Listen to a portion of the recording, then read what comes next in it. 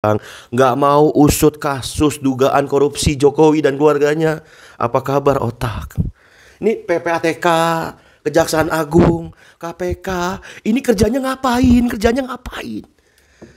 Masa negara segede ini, negara Indonesia Raya ini yang katanya negara hukum, masa buat ngusut kasus, buat menuntaskan dugaan korupsi Jokowi dan keluarganya aja pakai anonimus, pakai netizen, aduh. Anonimus sampai ngomong, aduh.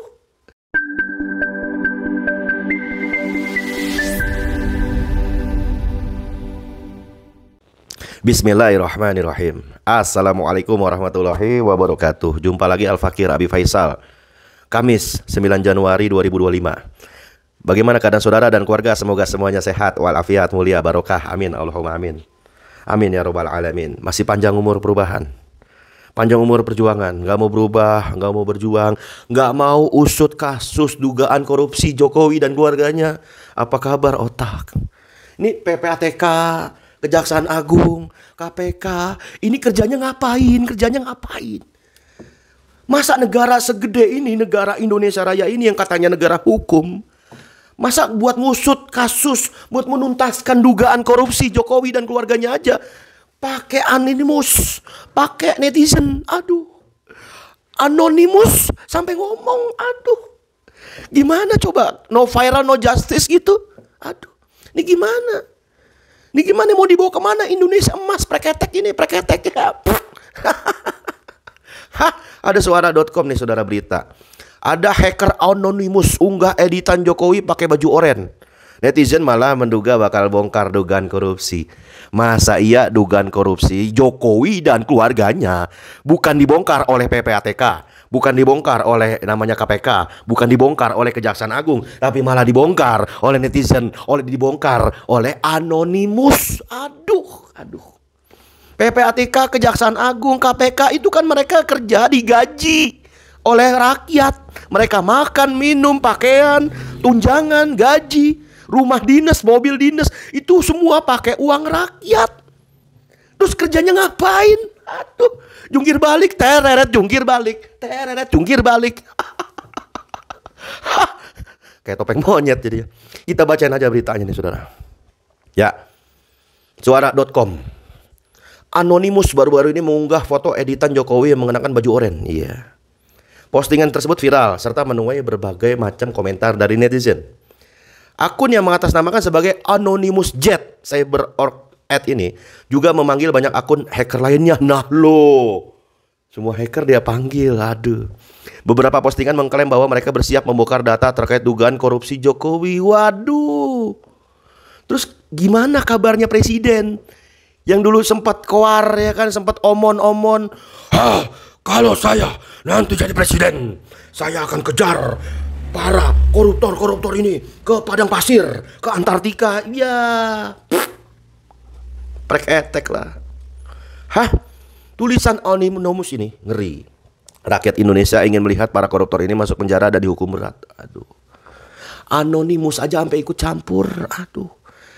Kurang apa lagi nih negara. Aduh. Ya perlu diketahui saudara, akun hacker Anonymous gencar bersuara terkait keluarga Jokowi usai mantan presiden ini yang ketujuh ini masuk daftar tokoh terkorup 2024 dari lembaga OCCRP. Jaringan jurnalis investigasi global mengungkap finalis tokoh terkorup yang mencakup Presiden Kenya William Ruto, mantan Presiden Indonesia Jokowi, Presiden Nigeria yang namanya Ahmed Tinubu, mantan Perdana Menteri Bangladesh Sheikh Hasina, dan pengusaha India Gautam Adani. Ini video editan dari Anonymous. Aduh. Tak berselang lama usai OCCRP merilis daftar tokoh tadi, nah, Anonymous Jet mengajak hacker anonimus lain membongkar dugaan korupsi. Nggak perlu anonimus sebenarnya, nggak perlu PPATK sebenarnya, nggak perlu yang namanya Kejaksaan Agung sebenarnya, nggak perlu yang namanya KPK sebenarnya. Karena negara ini mayoritas Muslim, tegakkan syariat Islam. Al-Fakir nggak capek-capek ngulang, tegakkan itu sistem Islam, tegakkan syariat Islam sebagaimana tuntunan daripada Allah Subhanahu wa Ta'ala kan.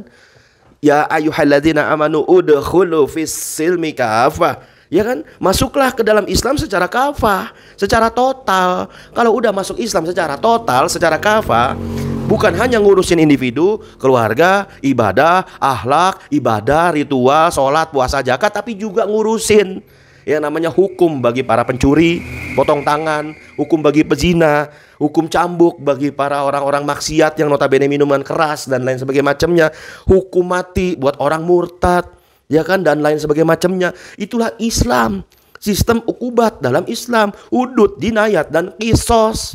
Baru-baru ini lihat ada bos rental ditembak mati, coba ditembak mati oleh oknum TNI Angkatan Laut. Selama demi Allah, selama kisos tidak ditegakkan di negeri ini yang notabene mayoritas muslim, kasus penembakan liar, ya kan? Penembakan liar yang dilakukan oleh oknum-oknum, bukan hanya KM50, tapi juga bos rental dan lain sebagainya macamnya, itu akan terus ada. Karena bukan gak ada hukum, tapi memang hukumnya tidak sesuai dengan apa yang diturunkan Allah Subhanahu wa taala. Padahal itu jelas.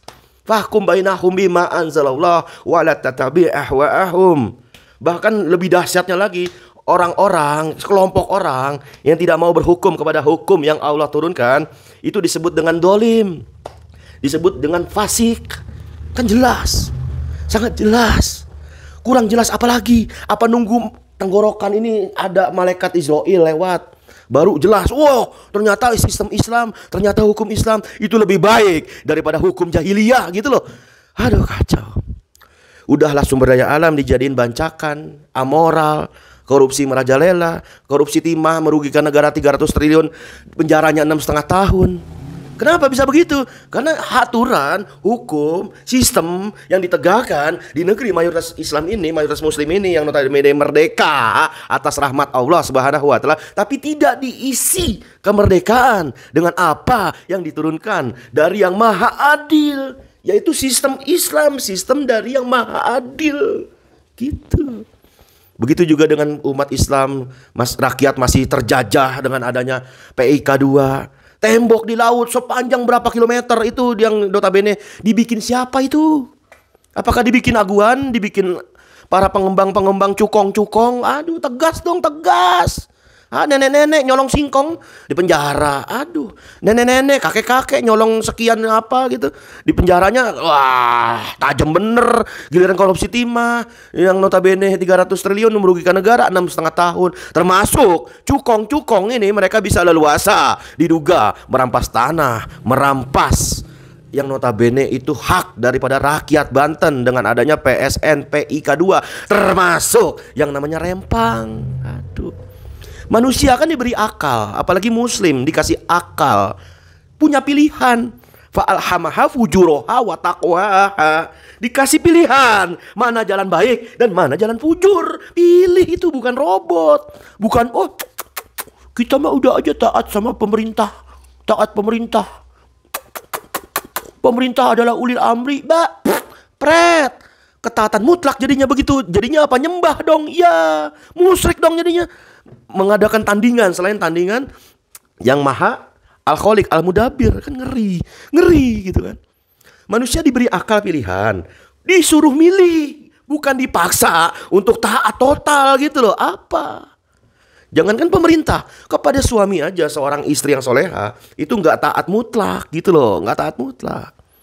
Harus bisa bedain mana yang baik dan mana yang buruk, terpuji mana tercela, yang baik mana yang buruk, kan gitu punyanya akal.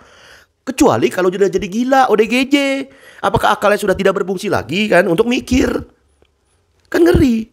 Atau otaknya memang gak ada isinya, kerjanya cuma kerja, Indonesia emas, kerja.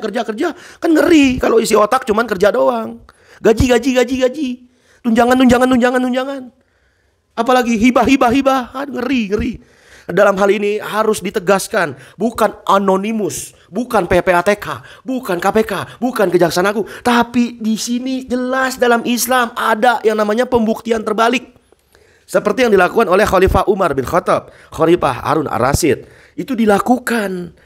Apa yang namanya pejabat sebelum menjabat dan harta saat menjabat dan harta setelah menjabat. Itu harus dibuktikan. Nah, itu audit.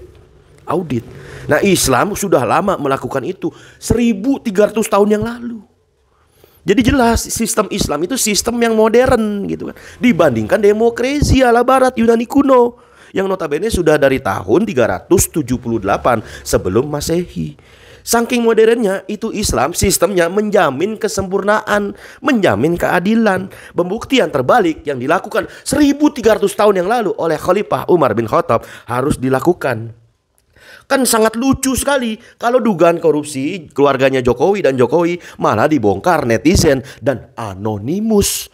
Dan sekarang pertanyaannya, di mana lah letak otak? Apa kabar otak? Wassalamualaikum warahmatullahi wabarakatuh.